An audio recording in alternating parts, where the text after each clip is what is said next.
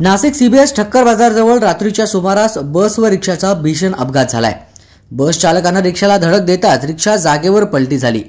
या अपघातात रिक्षा चालक जखमी झाला असून रात्री 10:30 ते 11च्या सुमारास गडकरी चौकाकडून नंदुरबारकडून नाशिक सीबीएस जवळ आलेल्या बस स्टँडकडे जाणारी बस क्रमांक MH20BL 4094 असलेल्या बसने ठक्कर मार्केटकडे जाणारी रिक्षा क्रमांक MH15JA 2843 या रिक्षाला धडक दिली।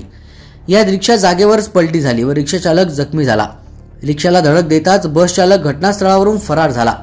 यावेळेस अपघाताचा आवाज ऐकताच नागरिकांनी एकच गर्दी केली। जखमी अवस्थेत असलेल्या रिक्षा चालकाला नागरिकांनी शासकीय रुग्णालयात दाखल केलं। बस चालक हा मद्यधुंद अवस्थेत बस चालवत असल्याची प्राथमिक माहिती येथील नागरिकांनी सांगितली।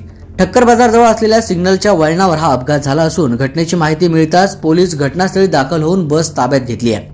संदीप फुलपागारे, दक्ष महाराष्ट्र 24 न्यूज, नाशिक।